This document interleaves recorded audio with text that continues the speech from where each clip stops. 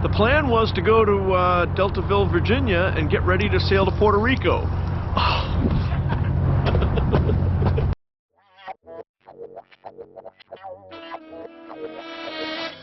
Hello and welcome. I'm Tim, and most of my life I've been dreaming about someday sailing around the world. Although I come from a background of being a professional mariner, I know very little about sailing.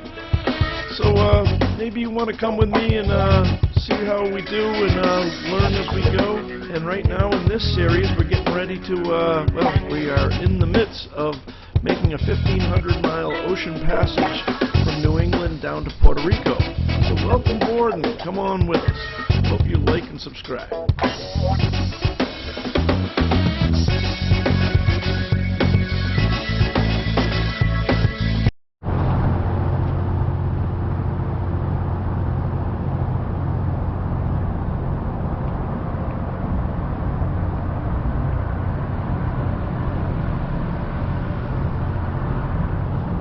Good morning from Bridgeport, Connecticut. Take two. The first take was interrupted because Dalton was washing the upper house and saw me filming, and as you can see all over me here, decided to add his brand of humor by squirting me from 70 feet up in the water, up in the air. Anyway, it's Monday morning, and we're supposed to get off the boat on Wednesday and head down to Deltaville, Virginia to pick up the boat and head to Puerto Rico. All of that sounds wonderful, and we've been looking forward to that, but there's some real nastiness brewing offshore, and so we don't know. Not only do we have the weather service, you know, the predict wind that we're using, and I'm also employing a weather router, Chris Parker's weather service, to help us choose what day we leave and what route we go on. But more about that later. For now, I wanted to give you guys a way to track us in real time. I say real time. When you do it today, it won't really be working because I'm not on the boat and I have AIS shut off, and I have the satellite tracker with me because I've been practicing it. But I put a little video together for you guys so that you can figure out, if you're not familiar with AIS or you're not familiar with Iridium Go's tracking page, how it all works. So I'm going to show you that. But before I do that, I wanted to tell you why there's two ways of tracking. So the most traditional one, the one most of you are probably familiar with, is what we call AIS, which is an acronym for Automatic Identification System. And this uses VHF to send out data to nearby surrounding ships and ground stations that will ultimately put it on the web so that you guys can see it.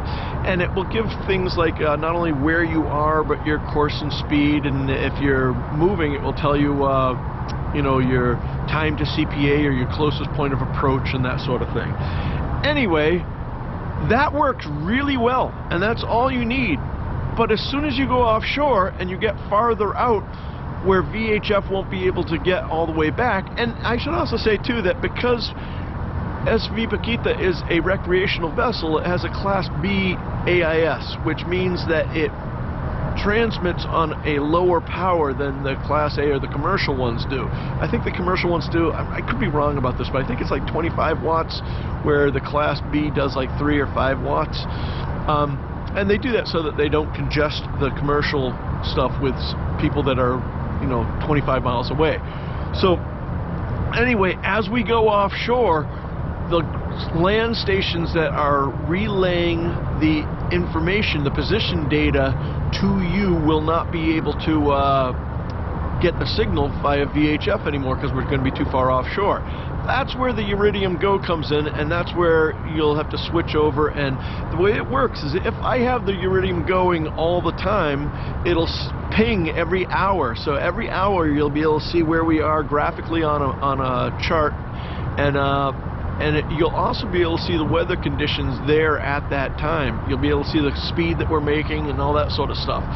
So now if it turns out that that we're using too much data, or that I'm not able to receive my weather forecasts or communicate with my team at home, or communicate with a weather router, then instead of pinging all the time, I will only ping manually, which will be a minimum of twice a day. So you'll still be able to see us through the roof. So, alright, let's go take a look at it on the computer. So, regardless of what platform you're on, if you go to Google and do a simple Google search for marine traffic, that's just the one that I use, you can click on there, and you don't have to buy this. They want you to upgrade and do all that. You don't have to do that. I mean, you can if you want, but you can just click in the search button up here, type in Paquita, and lo and behold, there's a picture of me, of Paquita, and where it is on the chart. So that's how you can do it when you're doing it, you know, through AIS. So as long as we're close, until we get out past the Chesapeake Bay Bridge Tunnel, that's a way you can see where we're at. And like I said, if you want to do it on your phone, you can go to the App Store or the Play Store and download the app. There's a million of them out there. But anyway, here is what you can do. This is the link that I'm going to put down below in the comments, you know, in the description.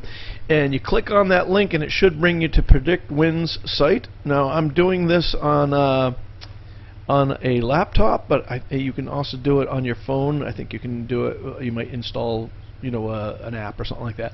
But anyway, it's showing where Bridgeport and New York, the two different places I was when I was trying this. It's also showing all that nastiness down there off of Cape Hatteras, and that's what may be delaying our departure. But this should show you in real time a little ping on the chart every time that we post something. It will show where it is, and you can also see too that I have underneath, where on the upper right hand spot where it says SV Paquita 1.1 knots, below that you'll see that I have a little spot that I can write a little comment, like how many miles we've done, how many miles to go, and that sort of stuff. You can also switch over to a satellite view if you like that better than the weather being represented. But if you go back to the weather one thing that's kind of cool is as you move your mouse, it'll tell you what the conditions are wherever you move your mouse, whether it be us or what you think we're going to see later on in the future and that sort of stuff. So it's a great tool, and like I say, it doesn't cost you guys anything. Normally people put this out just for their patrons, but our patrons are awesome. I don't have any, I shouldn't say that. I have one patron on my other channel that want to double his contribution, so that because I didn't have a Patreon page set up. Thank you, Norm. Anyway, so I'm allowing everybody to see this, which is really kind of cool. So hopefully you guys will like that. Anyway, look for the link in the description, and I'll see you guys on the one.